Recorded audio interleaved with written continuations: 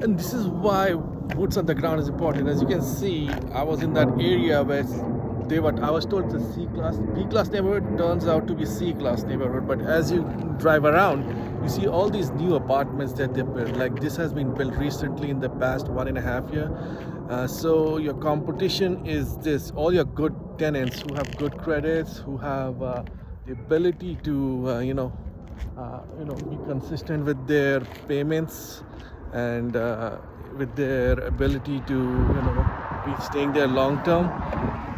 You're gonna lose out to these new buildings that have come up. People will rather stay here than in a duplex or a quad, because again, it's the same thing for a renter, but for it's a quality of life thing, and it's like it looks much nicer, more presentable.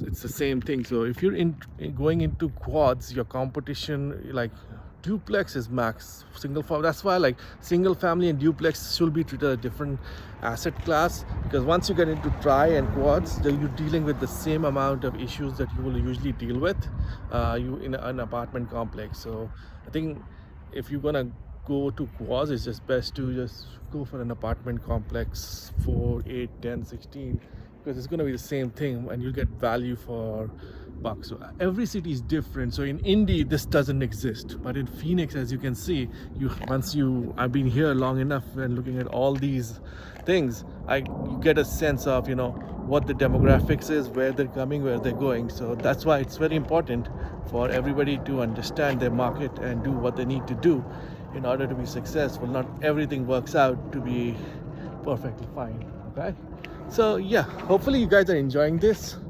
and you can get a sense of the Phoenix market, why I'm calling for a crash, because I don't think there's enough renters out there that are gonna come here.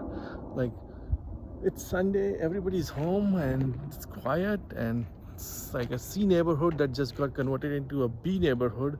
So as I said, every area has its own characteristics, and you have to understand the risk profile and ability to get the market share you want and the best rent you want. And I'm gonna go to the place where they were telling me it's a B property, but I know it's a C property now, and you'll see how many places are up for rent over there, because these guys are sucking up that tenant pool.